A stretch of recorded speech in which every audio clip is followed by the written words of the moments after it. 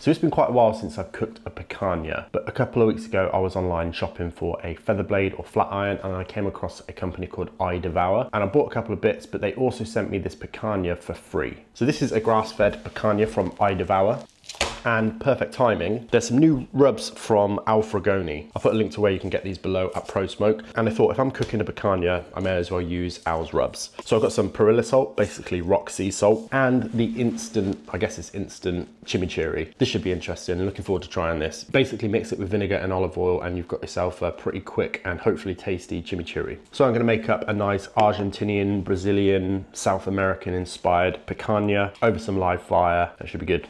So if you don't know what a picanha steak is, it's basically the rump cap. It's often referred to as the rump cap, at least here in the UK. And I've actually never cooked it the way I'm gonna cook it today. I've only ever cooked this whole and then sliced it into steaks after it's been cooked. Today, I'm gonna cut this into pieces and then put it on a skewer. So I first need to find the grain direction and cut against the grain. And I think the grain's going this way. It's not that obvious on this, to be honest. And probably cut this into 4 steaks-ish. So I've got a real sharp knife.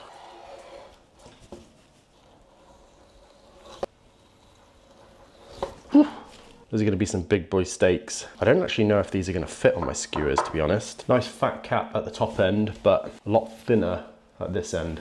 Should be fine. Got myself a skewer. Got these on Amazon a while ago. So I'm going to go fat cap, all facing the same direction. I might have to do 2 skewers, just really to hold the weight of this.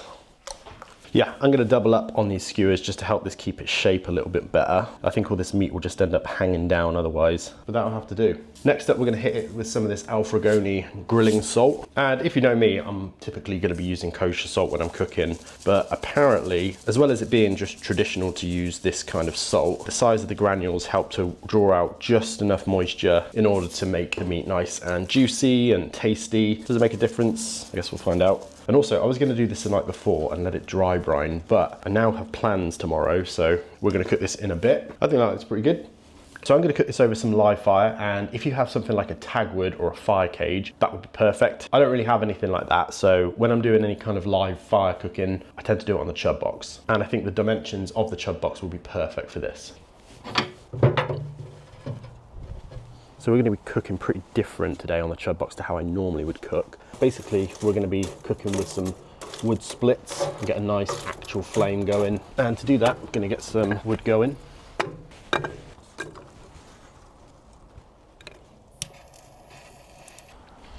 Put a bit of extra wood on there, gonna give it a little blow to help it out. So I'm just gonna let these go until they're semi-burnt down. I still want a flame, but I don't want it to be that high. We're gonna be cooking about here. So whilst that wood burns down, let's go make up some chimichurri. So this stuff is basically an instant chimichurri. Pretty easy to make, as I understand. Just take a bowl, 1 part of the mix to 1 part vinegar. I like red wine vinegar for chimichurri. Mix it round and just allow everything to rehydrate. So while that's rehydrating, it's pretty much time to get a picanha on. Right, so I am liking how this fire's looking. It's not absolutely raging, but there's a nice amount of heat coming off it. And I might need to move the coals over this way because the meat's gonna come pretty much to here. So I might need to play around with this a little bit, but we're gonna get the meat on anyway. So I tested the length of these skewers yesterday and they fit pretty much perfectly, but will they hold? Tell you what, I'm gonna move this meat down here a little bit. Bunch it all up. So what I'm looking for is about a medium rare. Hopefully I've got the coals right, and hopefully I'm at the right height. Should hopefully sear up nicely. Whether it's gonna come out good or not, I really have no idea. But all the pieces are there. Got some nice fire going, well seasoned, should come out good. Back to the chimichurri. This has had a bit of time to hydrate, so I'm gonna go in with 2 parts extra virgin olive oil. So most chimichurris improve over a couple of hours, but I'm gonna give this a taste now, see how it is. No doubt it will change. That is very good. And for my preference, a little bit more of that red wine vinegar. I love how the acidity cuts through the rich, fatty meats. Tastes good. Set that aside for a bit. Do love the chub box for the open fire style of cooking. So this has been on for about 45 minutes.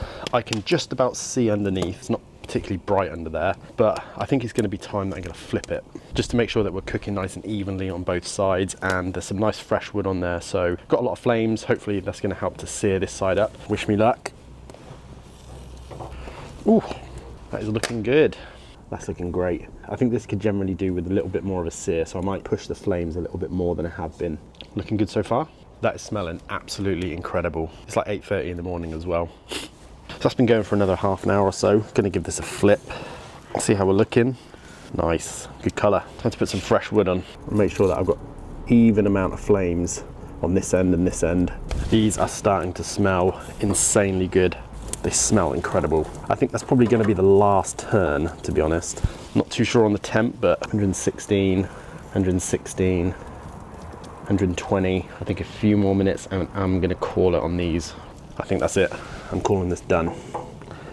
Take them off, take it inside. So that is looking real nice. I really love the color on that. Got a nice amount of rendering on that fat. Not sure if I potentially overcooked it a little bit, but we'll see. Just gonna have to slice it like this, nice and thin. Not looking too bad. Medium, definitely medium. I was hoping for medium rare, but it's getting a little bit more rare in the center. It smells incredible. Definitely a lot nicer in the center. Give that a go. That is very tender. Definitely overcooked at this end, but some real nice slices from the middle there. That is very good tasting beef.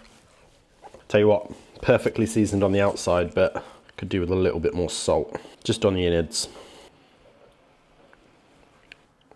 So I could pretty much eat chimichurri out the bowl. And in fact, that's pretty much what I've been doing.